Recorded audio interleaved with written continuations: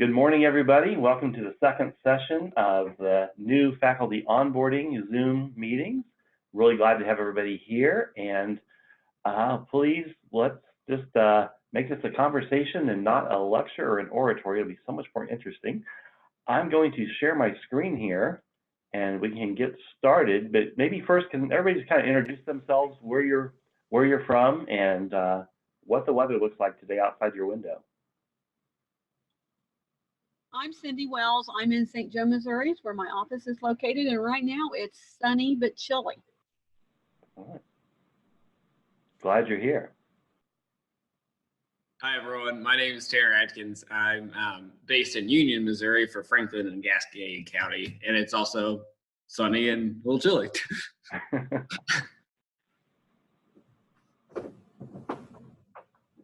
My name is Laura Bepler, and I'm from Montauk County, Missouri, and it is beautiful outside today, and it is great weather to go back to school for my kids.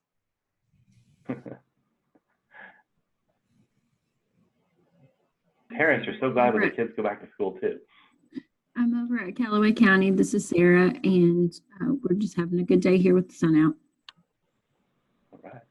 Joyce Evans here. Glad to be back. Becky Bell, Dallas County, and it's sunny. Sensing a theme here.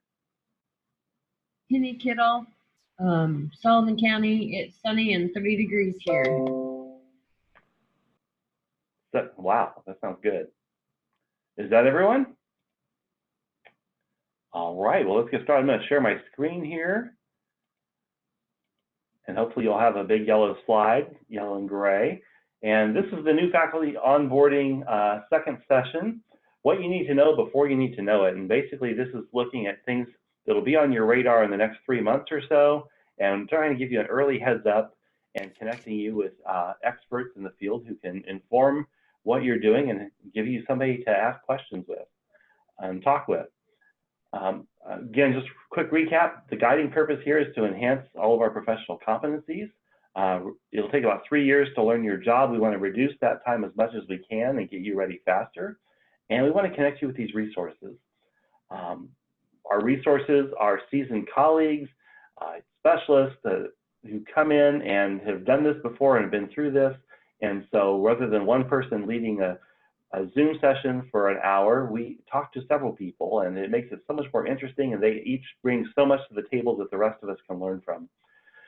We also are looking at the PRKC, and we'll touch on this. I will not read this to you, though. I will kind of introduce you to the key parts of it, and then what you do with that is up to you. So, for December 19th, how did we get here already? Professional competencies. We're going to be looking at volunteers today, and the process of leading volunteers, coordinating volunteers, training, supervising, orienting, recruitment, and recognition. And then we're going to switch gears and go talk about after-school grant applications and camp planning, and then a couple of key state events coming up on your radar that you'll be hearing about, or hopefully you've already heard about. So let's get started. What is the PRKC? Just another recap here. This is an instrument developed by USDA and NIFA, which is the agency of the USDA that 4-H rolls through, and developed in 2004. It's been recently reviewed and republished and renewed. And it really talks about the competencies that people in our profession need to have to do their job at a high level. There's a fact sheet, a guide sheet, self-assessment. There's all sorts of great uses and applications for this. And it covers multiple areas. It covers youth development, developing a youth program, volunteers, access, equity, and opportunity. It covers partnerships and organizational systems. And throughout the year, we are covering each of these 6 sections in the areas, and just talking about how that relates to us and what it can, how it can help us, what it can do for us. What can green do for you? So, moving on. Today's PRKC focus is volunteers, and we have a couple of excellent special VIP guests today, Sarah Moorfield and Jesse Fergens. And so as we talk about volunteers, I would like to just turn this over to them and ask them to share their insights on training, coaching, orienting, recruiting, recognizing. I'm talking quickly so that we can get to them, but I'm not rushing them at all because they have a lot of great experience and expertise. So Jesse and Sarah, I'm turning it over to you. Hi, Brad. Hi, guys. Um, I'm going to make Jessie talk first on this one because I think she has really good ideas, and then I will share with my ideas as well. But for those of you who don't know me, my name is Sarah. I'm actually not a CES grad. I'm the field specialist. I'm sorry, yes, That's field okay. specialist. But Jessie, you want to kind of kick off with some of the things that you've been doing or trying anyways? yeah, so working with volunteers, volunteers can either make or break you. I'm sure some of you have already learned that. They're somewhat like secretaries in that they can make or break you, but unlike secretaries, we're not paying them, so they could just walk away at any point. And so it's really important to make sure that they know what's coming up, basically being trained well. But that can also be really difficult, especially when you're starting out, because some of them may know more than you do. Whereas other people, as soon as your first day on the job, they are expecting you to be the guru on all things 4-H in your county. And that's kind of an impossible goal. And so as you're new, something that I would keep in mind is keep track of those things that don't make sense to you, because as you learn more and more, those things are probably the same things that your new volunteers are going to be struggling with as well. It's not always the case, but it's always a good place to start. So some of the things that I have tried in my county is that I went out and I polled my volunteers. It worked really well because I needed to get a master's. And so I just put my degree into what I was already trying to do. And so that worked out really well. But anyways, I polled my volunteers to see what is the best way to reach them and what would they like to learn. And so that came up with that they really wanted more training, especially the new volunteers, because they felt like that they were at level 0 and they didn't know where to go from there. And so they decided they wanted a monthly training.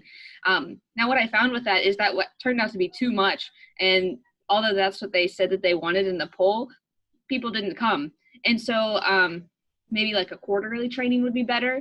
They also wanted ones that were maybe done by video, which that could be something that we could do like as a state level. Of come up with something like that, and then counties could add in like their little part of it, because as we know, every county has its own little things that are different about it. Is that what you want me to say, Sarah? Yes. I just think that since Jessie did use this for her master's, she has a lot more research behind some of the ideas, but I'll kind of talk about what we've done as a region. We have the benefit in our case of our region is 3 counties and we're all like close proximity. So we're able to do a lot regionally. And so we do our volunteer training regionally. And what we've found is that they are totally open to supporting each other across county lines if it means that they are getting more help. So I'm sure a lot of you guys have noticed that, like everything else, 20% of your volunteers are doing 80% of the work. And so when we started pulling them together regionally, we had each of our counties 20%, and all of a sudden they felt much more supported. So one of the things that they asked for was a regional volunteer Facebook group. So it's a closed group, so you have to be approved, and anyone who's approved is a current volunteer in our system. And it's an opportunity for them to talk across county lines about, hey, I need ideas, or we're going to have this event and we'd love more kids to show up. I want to make sure, it's worth everyone's time. So it's an open invite, or just different ways for them to collaborate, share resources, etc. And so that's been something that was really easy for us on a staffing end to do. We set up a Facebook group.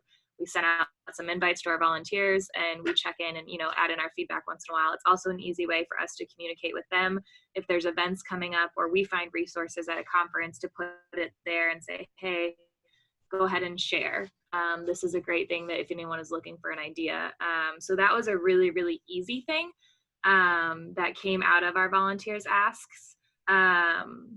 We also, though, just within my county, I would say similarly where, talking about working across county lines, I do a lot with my volunteers across club lines because, again, that 20% feels super unsupported. And so if I can get the 20% of each club to talk to each other, there's a larger pool. So we've started doing a lot of countywide projects. And the reason for that was so that there would be multiple adults supporting the same project and less people doing the same thing. And so for my county, that's been really successful. And then I think the third piece that we do in our region is look for community partners, and they might not be traditional volunteers. They're not coming in and leading that project once a month or once a week, but they're hosting day-long activities that provide great project training. And so while they may not be the official project leader, it's giving our volunteers something where we can say, hey, we can give you this one-day experience. Do you think you'd be willing to have a couple other meetings to expand on that or to introduce that before and after? And all of a sudden we're taking some of that weight off of them. So that's been something that we've done both in our county and in our region that I think has helped them. Like Jesse said, they do want a lot of help, but they also aren't getting paid, and they don't really have time to always receive the help they're asking for. Realistically, this is, something they're doing above and beyond their day. And while they want training and they want help and they want to feel prepared, they also don't have hours and days to give us to sit through trainings for their volunteer job. Jesse, are there other things that we've done that we haven't said yet? I just wanted to put in a little thing of almost all of the volunteers I've ever worked with in all the counties I've worked with, they've always had great intentions. I've only had one and maybe two that they're just kind of on a power trip. And so be open to asking your volunteers questions, especially in that first year, because some of them, they do know how it's been done. And so don't feel like you have to know everything. Be open to asking questions. Yeah, absolutely. I know when I started, I was very fortunate that I have a small but mighty volunteer base when I started, but they were definitely something I leaned on in talking about, I have ideas and I have things that I want to do, but I also want to know where you're coming from and what's been done and what you have been doing. So they're a great resource for us. I guess one thing that mine bring up a lot, and Jesse, I don't know if yours say this or not, but for them, they really feel like a lot is put on them as parents, and most of our volunteers are parents.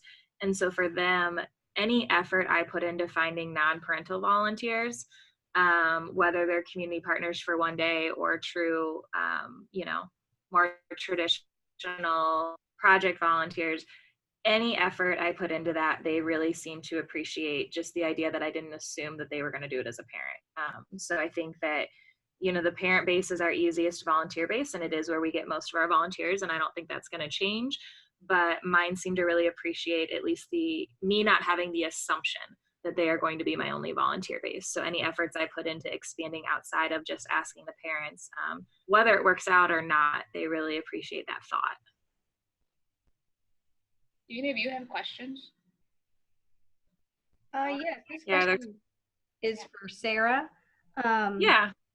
So you said you look for community partners that host day-long activities. Those were for those day-long activities, those are for the 4-H members that they come and they do something with the community partner? Yeah, so one example, the first one that I found and kind of what got me going on this is there's an Aviation Institute of Maintenance in the Kansas City area. It's a educational facility, so you can get your certification there as an adult for that to be your career. And I met them, I don't honestly remember, I met them at an event, came home with their business card, and I set up a meeting, and they already host day-long youth camps. And the purpose of their youth camp is to teach kids about aerospace and mechanics and to introduce them to that career field. And so for them, they weren't interested or capable in coming and being an aerospace project leader for me, but they were more than happy for me to set up a jet camp at their facility and send all my 4-Hers to them. So I was able to reach out to my parents and say, hey, this isn't a traditional aerospace project leader. They're not going to meet all year round, but I can give you a full day of really awesome engagement with people who know far more than I do.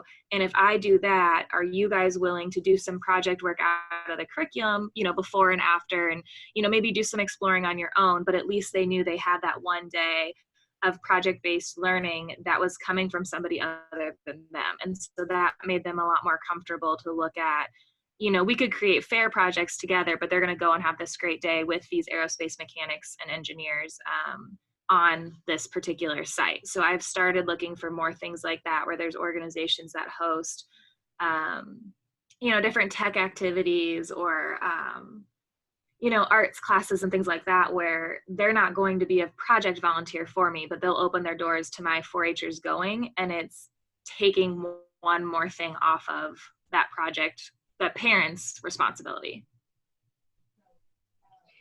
Is there sometimes a charge then that goes along with that? Do they charge a fee, or do they usually have a discount that they do? Yeah, it varies. I've been really fortunate. The Jet Camp one is completely free because they've seen that they just do not have enough people coming up in their field. That's something they've decided as a organization that they offer for free for anybody, because it's so important for them to advertise that career to youth. I definitely, some of them do have fees, and I usually can get a discount. And then, you know, not everyone's going to take advantage of that opportunity if there is a cost associated with it. But again, I think a lot of it for my volunteers is just seeing me go through that effort. So they know if they choose not to attend, that that's on them, but I didn't expect them to do it all by themselves. I gave them an opportunity. And so, you know, even the ones that do have a small fee, they might get less attendance than like the Jet Camp, which was free. But it's an opportunity that I'm offering that eases their responsibility. And I think honestly, that's the biggest thing that they're looking for, is that we're recognizing how much they take on as volunteers, and we're doing little things to ease it for them. Okay. Thank you. Yeah. Steve Hinnis wrote us a question, Sarah, asking if we think that companies and their employees are more likely to volunteer for 4-H if we bring our programs and youth to them at their sites versus spaces versus asking them to come to our sites. I mean, I would say yes. Yeah, I think it's more of a promotion for them. Yeah, it's promotion and it's convenience. So, you know, Jesse already mentioned these are volunteers. They're not paid. They're doing this above and beyond. So the promotion for their company, to make that like a real partnership, that there's a benefit for them. And also just the convenience that we're taking one of the obstacles out of the way. So, yeah. And I think the kids like it because they're going somewhere new and different, and they haven't been there before. It becomes a little bit more of a headache for us sometimes if it's like a field trip in charge of transportation. Now, if the parents are in charge of transportation, it's not too bad. But then again, we're adding another responsibility to the parents. So it's a give and take, I would say. Yeah.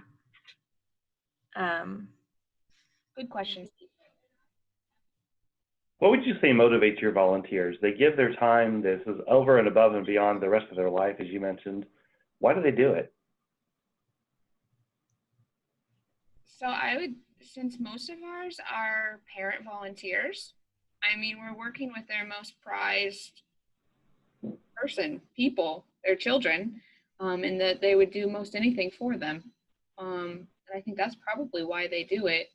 Those that don't have kids, or their kids have already grown, I mean, they see what the organization can do. They've seen the outcome of the adults that used to be kids. And so they just really believe in that method. Yeah, I would say contrary to probably what we think first, they're certainly not doing it for the thank you. They're not doing it for the gifts or the certificates or the pins. Mine, actually, some of my most active volunteers were on my awards committee last year, and they cut significant parts out of the program, and everything they cut was something that would have recognized them for their time. So, you know, I think that they're definitely doing it for their own children and for the community, and because they see that greater goal, like what, you know, Jesse was mentioning, they see the impact of the program. And while recognition is important on our end, I found time and time again that is the last thing that they are doing it for. So they don't want that to take away from anything that the youth are experiencing. So, you know, they will continue to cut that out of the agenda on the against their own benefit, because they really are there for the kids and they've bought into the program. And in some cases, like, you know, Steve kind of alluded to, they're doing it for promotion reasons too. They're doing it, like at the Aviation Institute, they're doing it to showcase a career path, because at some point they want to retire and they want youth to be excited about that career. You know, they're doing it to showcase a skill or a trade that they are passionate about. Awesome. Well, let me segue over to what the PRKC says about this, and I'd like to just get your insights and any thoughts you have as we go through the next few slides. Volunteer training competencies, they talk about providing additional educational opportunities for volunteers. They talk about, the PRKC talks about providing educational opportunities for volunteers on relevant subject matter, organizational leadership strategies, as well as the 4-H operational policies, procedures, and what they need to know, their current competencies. Provides educational opportunities for volunteers on risk management practices, and we know that's huge. Our policies and procedures around risk, and reaching out to new and diverse audiences. And they talk about in the PRKC, your role as someone who delegates, motivates, maintains accountability, addresses behaviors that are not consistent with acceptable standards, conducts and provides all action words, regular and routine performance feedback, and then if there's a problem, working to resolve that problem with them. What are your thoughts or your experiences on how this role happens, especially when you're a new person jumping into a situation where the volunteers have been there for a while and you're kind of the new person on the scene with this authority and responsibility? I mean, I think Jesse already mentioned that it's okay to lean on them in a way as well and getting information to them. And so you are delegating appropriate responsibilities, but I think as a new staff member, you're also learning from them. So taking that time to have a conversation so that you know where they're coming from and what they're used to, and then using your own professional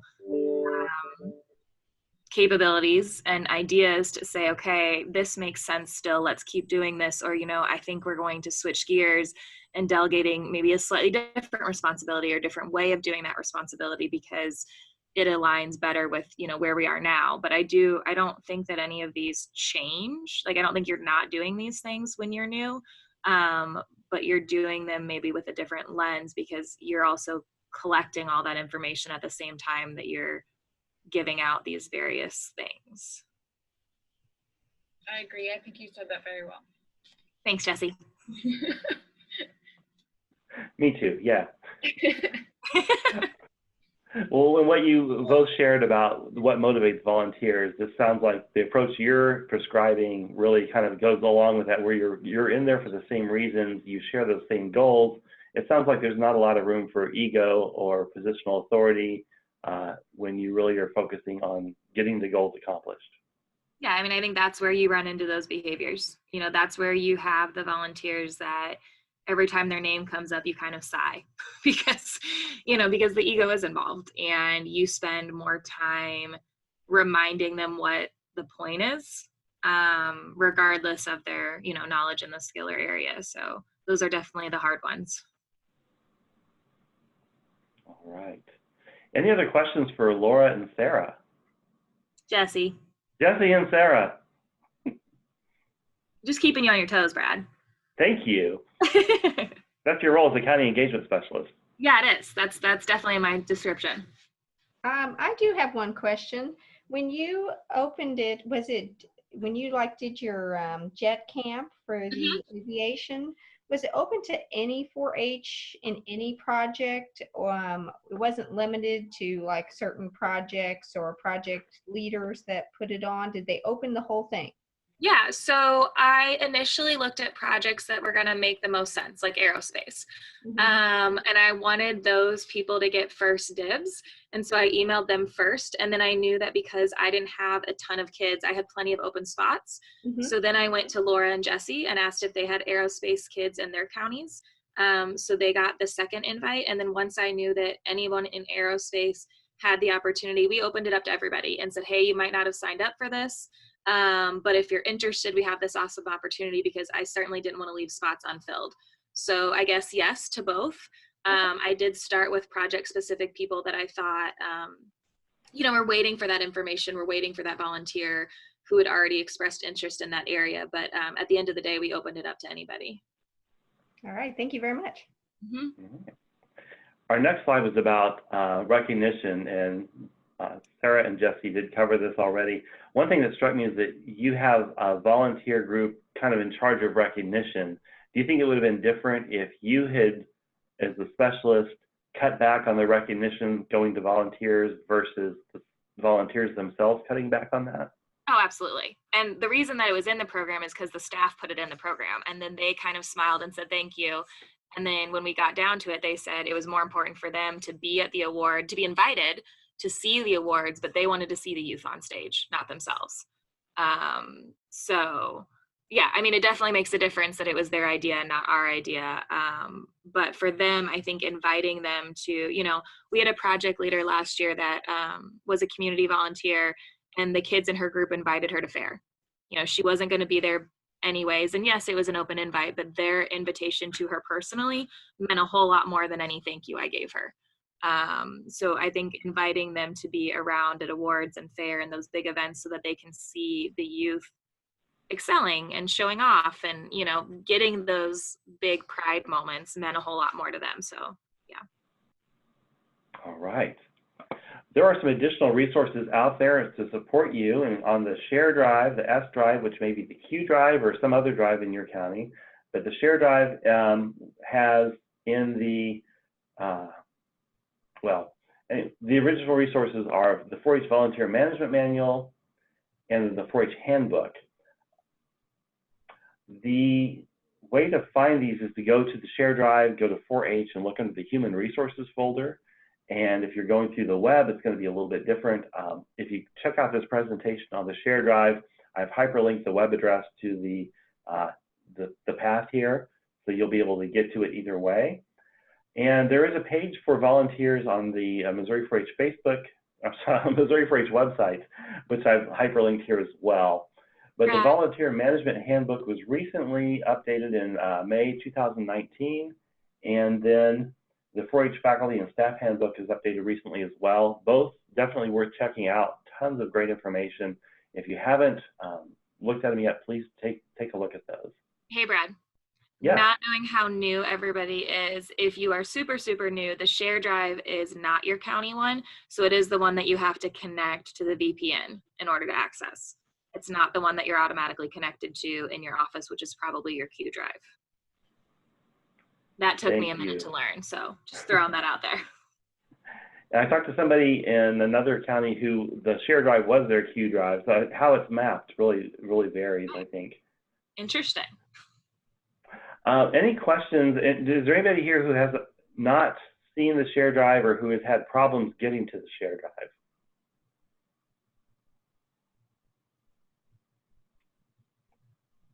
Okay, well, any last questions for Sarah and Jesse on training, coaching, orienting, recruiting, and recognizing volunteers?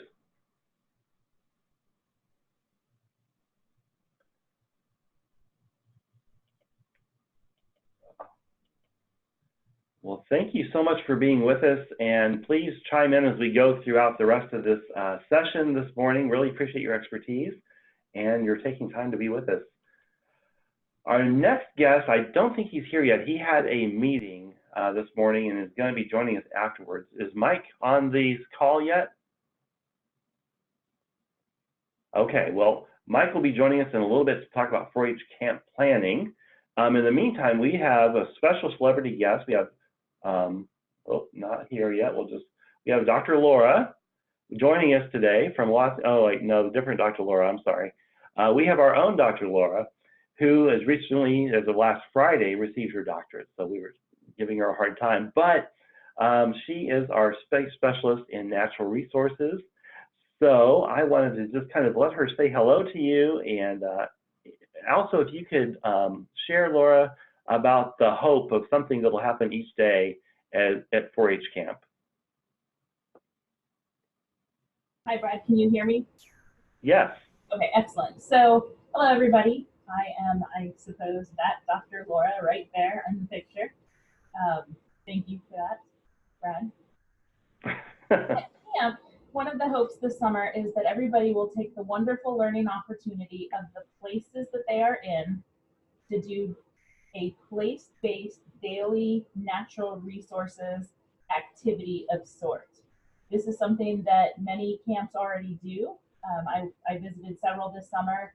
The day I was there, I saw a really cool karst geography activity where kids were using sugar cubes and clay, karst geography by putting down the sugar cubes, building up the land with the clay, and then putting holes in it and spraying water to dissolve the sugar cubes. So the hope for camps this summer on the natural resources side, which is a push this year with time, is that everybody will take advantage of where they are and utilize the place-based natural resources lesson. This is also something that the state office is going to be supporting as far as curriculum recommendations, brainstorming, trying to make this happen and make it as easy as possible. There are, for those that are south of Highway 50, we have the forestry resource of Sarah Havens. And those north of Highway 50, I can work with the School of Natural Resources to find somebody too to actually come in and help give these lessons, activities, whatever you want to call them. So that is my little spiel about camp and the hopes for time use and utilizing place-based education. Thank you. Does that make sense? Just that it'd be so easy to, do something that we can do anywhere. And so when you have these beautiful settings, it's kind of exciting to think about really making sure that we take a moment to really have an activity every day that relates to that setting you're in or the world around us, the nature that we're involved with. I think most of our camps are doing that, but it's just a good thing to be cognizant of. Any questions for Laura before we transition to Mike? I answered them all with my words already. Impressive. All right. Well, in that case, thank you, Laura. I'm going to introduce, let's scroll back through our slides. Mike Coffey is with us. Mike is a county engagement specialist headquartered in Newton County in the Southwest region. And if we can maybe get him to talk a little bit about his background as well. He's got a really strong background in the camping program delivery model. And I've asked him to be with us. He graciously agreed. So Mike, take it away. What do we need to know? Morning all. Yeah, as Brad said, my background before coming to Extension, for over 20 years, I was a camp manager or camp leader in the Christian camping movement. Started in Kansas as a program leader, working on a camp planning committee that served on a statewide basis. And then my introduction to Missouri was when I moved into Cedar County and directed a camp there for 10 years and then directed a large retreat center up in Michigan for many years up there. Got to the point it was time to come back and get closer to family, and that was my introduction to Extension. Camping looks a little different in the 4-H world, and so wanted to just speak to that a little bit for those of you that are just coming on board. First off, one of the big differences is that in most other camp environments, your adults serve as the counselors / leaders of the event. You may have some junior leaders that are working at some training or getting some experience, kind of stepping into that world of leadership. But one of the big differences, and part of what my world as a Christian camp director, we did a lot of work with 4-H, and that was always, I had to kind of adjust my focus or adjust my expectations a little bit when I knew 4-H was coming on grounds. Because one of the big differences with that is that all 4-H events, we strive as much as possible to let those be youth-led. And so as you transition into this world, that would be one of the things I would encourage you to think about, that, as 4-H specialists or 4-H professionals, that we tend to lay some groundwork. There is a camp plan that has to be submitted each spring, I believe still to Steve Hennis, that basically states what some of our big picture plans are for what we're going to be doing at camp. Steve may want to talk about that a little bit. I saw him on board. But that camp plan has to be submitted. And then personally, I lead a session of camp for the Southwest region. And so as I'm planning for that, my anticipation is that once the event actually starts, our counselors are really the leader of that event. And that's our senior youth, generally ages 13 to 18-year-olds.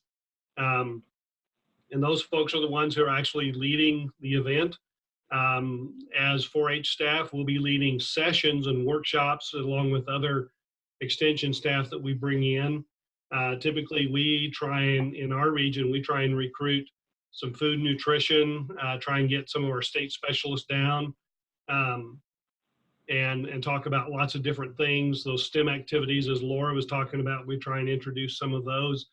So those are adult-led, but through it all, our counselors are actually leading, the small groups that are going on within the camp. They're leading the games. They're basically, riding herd over the campers that are there with them. And as adults at that point, we're simply trying to facilitate so that it becomes a learning experience for our teen counselors as well. So that's one of the big differences in my world as I transitioned into 4-H. One of the things that I know that I'm not always in complete agreement with my other colleagues in this region, but one of the aspects that I bring to bear, and I always try and plan accordingly, is that my experience as a camp director, camp leader, is that free time is always a bad idea.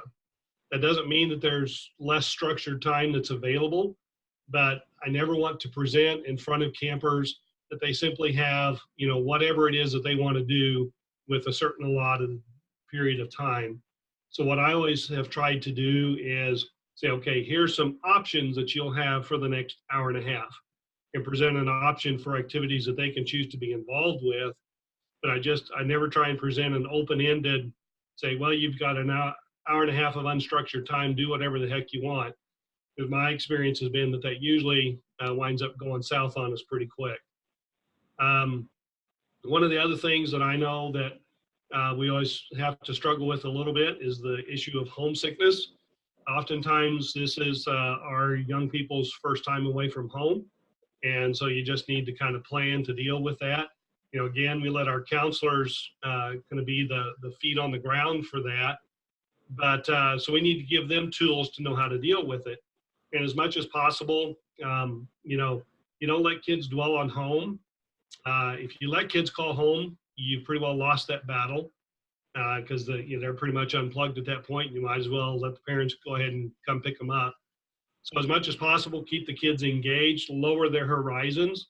When a kid arrives at your camp on Sunday, Monday afternoon, whatever your start time is, they may think there's no way they're going to be alive 3 days later when it's time to go home.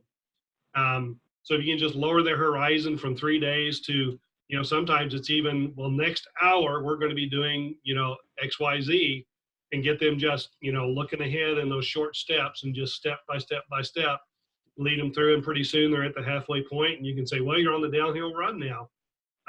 You've almost made it, and pretty soon, man, your parents are going to be showing up in a couple of hours, and it's going to be time to go home. And it's a huge triumph for them. And one of the big things I saw that happened around, it was all the environment was already changing in the early 2000s, but for sure, the events of 2001 helped to cement some of this in place. But we were seeing parents becoming a lot more reticent about turning loose of their kids. And about that time was the first time I saw mention of the term helicopter parents, where they just have a really hard time. Their kids are ready to let loose and engage, and parents are having a hard time turning loose. So I know in my church camp environment, we actually had to create some events where parents had a chance to, where we gathered the parents up away from their kids and did a parent orientation just to try and get them to turn loose. Kids were basically then ready to engage, and then from there we pretty much escorted parents to their cars. But parents are having a hard time letting loose of their kids these days, and sometimes, they almost set their kids up for failure. Pardon me a second, got to take a drink. And so, they really do, in some ways, I've seen parents really set their kids up for homesickness, and so you just need to be ready to deal with that, lower their horizons, just step by step through the event. Finally, know that you're not in this venture alone. You'll be functioning as a part of other professionals, regional specialists and other kinds of folks that together, we all plan our events together. And so really plan on working with your camp committee in your region. And you may be responsible for, a certain camp session. You may just be a session leader for some kinds of events, but be ready to work as a committee on that. And then once you get those plans made, again, just know that the counselors will be your feet on the ground. And, it's a youth learning leadership session for them as well, as they become your hands-on leaders leading that session. So those were the things I wanted to offer to you today. And Brad or Steve or anybody else, I know others that are involved in camp leadership as well. Steve, do you have any additional comments on the camp plans?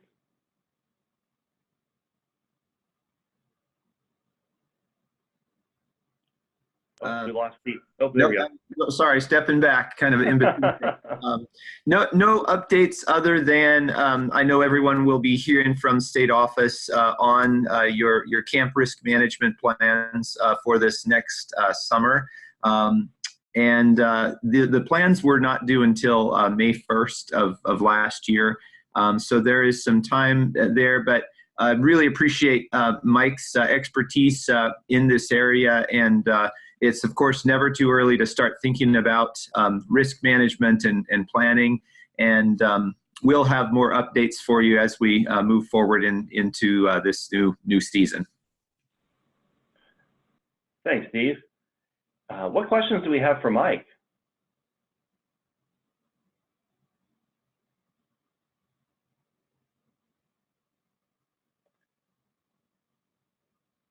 And how many of you are entering camp for the first time this year, first 4-H camp summer?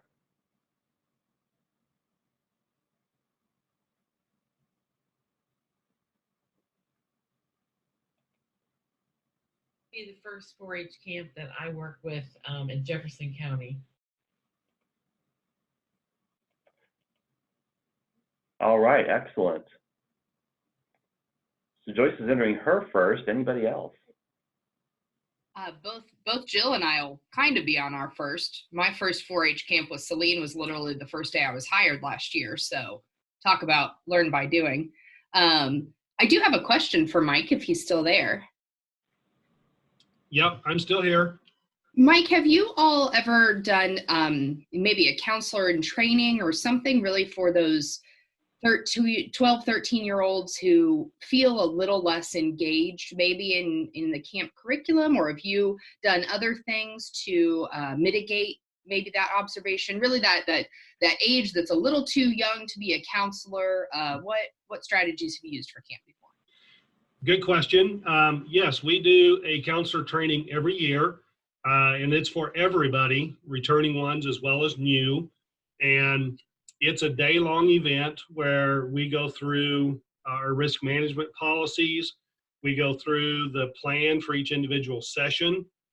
We talk about, because we've got kids as young as 8 years old all the way up to 18-year-olds at our camps anyway. And, those different age levels learn differently. And so we talk to our youth counselors about how those different age levels learn and how they need to plan on engaging those individuals. We really do try and make it, give them a toolbox of things that they can pull from. We talk about homesickness there, talk about disciplinary issues. We talk about sight and sound rules, that they really are the ones that are supposed to keep the kids, their campers within their sight during that entire time. And, then we kind of just hover around the edges. Now, as far as our younger counselors, 12-year-olds are the first time that we allow our 4-Hers to serve as counselors. They are only able to work with our Clover Kid age, our 5, 6, 7-year-olds. And at that point in time, we always try and have some veteran counselors that are working with them as well. With our Clover Kid camps, the parents are there as well. So it really is kind of that initial learning ground that we use for our very youngest youth that are coming in as counselors for the first time.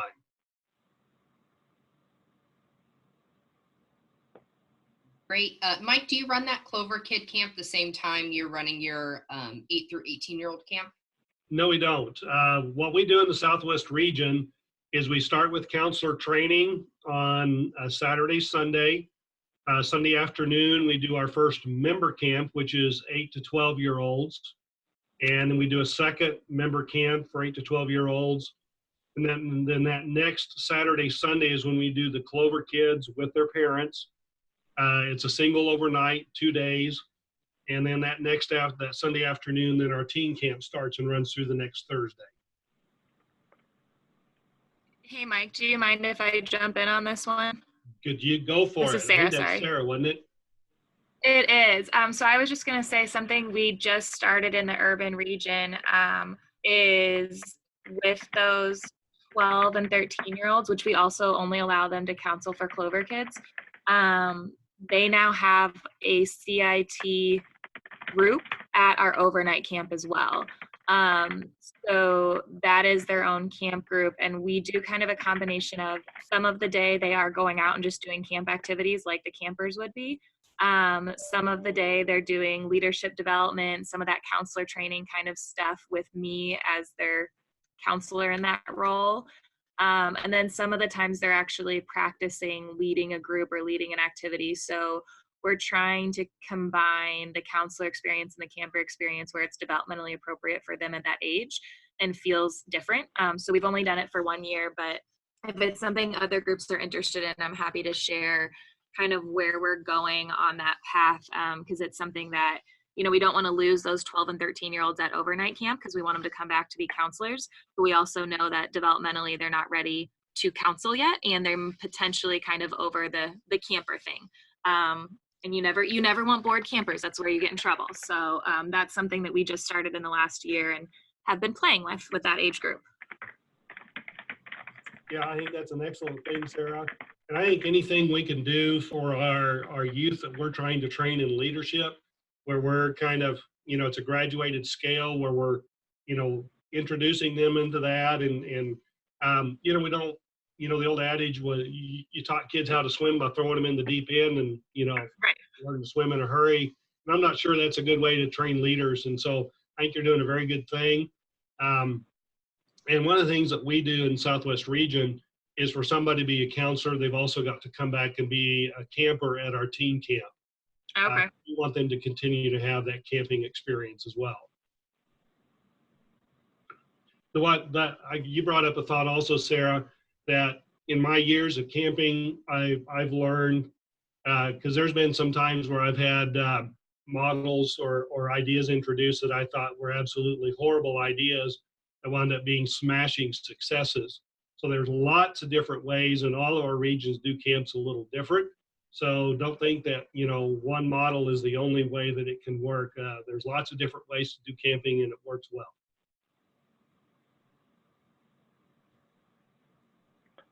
Well, thank you so much, Mike, for being here and being part of this, and for all the questions and discussion. This has been great. If anybody has additional questions for Mike, please just shout out, or if you're more comfortable, put it in the chat. We'll make sure we get to you. And I want to transition a little bit, but first, there are some additional resources, once again, on the share drive that would be useful for you as you're looking at getting into the camp season in a couple of months. One is the Risk Management Manual. And this is all in the, well, that's not in the camp folder, but if you look on the share drive in the risk management folder, there is a risk management manual, and that is extremely important to review. If you haven't had a chance to look at it yet, please try to make some time for that. Also, there is a little bit of camp information in the 4-H faculty and staff handbook in the human resources folder. Finally, there is a camp folder on the share drive, and I think it's going to be getting updated in the months ahead. But there is a lot of good information in that folder, including a manual booklet from the Army Child and Youth Services program, which did a manual in cooperation with extension faculty and 4-H faculty from all over the country. So definitely worth your time to check out on the share drive. In the camps folder, the risk management folder, and always don't forget the human resources folder. So we talked with Dr. Laura, but we haven't talked, to close us out, about the signature state events coming up. The two that are huge, I really wanted to make sure you know about, especially teen conferences, is coming up first. And this is for ages 11 to 13. Cost is $169 this year, which is a multi-year low. And this happens in March. Later on in May, almost June, we have State Congress for the 14 to 18-year-olds, and that's here on campus. Both are in Columbia. So teen conference, there's timelines, and we are in the middle of the first one here. From December 9th to the end of January, youth registration is open. And so I hope you will bring your, encourage your youth to register for teen conference. It hasn't been this inexpensive in years. And we know that $169 is not cheap, but it just costs a lot of money to do this. Finally, there is late registration available, but that's a $50 late fee. And we found that since we started doing that, we didn't have a lot of late registration. People get their registration in on time. This really helps your program because one of the focuses of Teen Conference is all the experiences and opportunities that you can have in 4-H as a teenager. And so this gives them a chance to really think about recommitting to 4-H, staying in 4-H as they get into their teenage years, where we start to lose a lot of them. And I think that that can just do nothing but benefit them and benefit your program as well. Registration for chaperones is open after that. This is something where the field faculty and staff said, hey, look, we want to know who's registered in our counties, and then we'll let you know who our chaperones are going to be and how many, so that we make best use of our resources and time and get people who haven't been maybe the chance to come. If you have the time, I would really encourage you to come be a chaperone at Teen Conference, because it's so hard to promote something, even if it's an opportunity that you are not familiar with or that you just read about but haven't really experienced. This would be a good opportunity for that. February 19th, the chaperone assignments and rooming lists are due from your regional point of contact. There's somebody in your region who's coordinating all of this, and they will get that information to me at the state office, and we'll go from there. February 1, I will send the registration list to the regional points of contact. Early February, again, they identify how many chaperones are going to be needed. They work with you to make roommate assignments because you're the experts on your youth, and you know who really shouldn't be roomed together or who might need a buddy and who should be roomed together.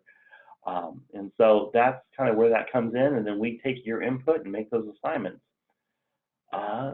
Points of contact send rooming lists and chaperone assignments back to me by February 19th.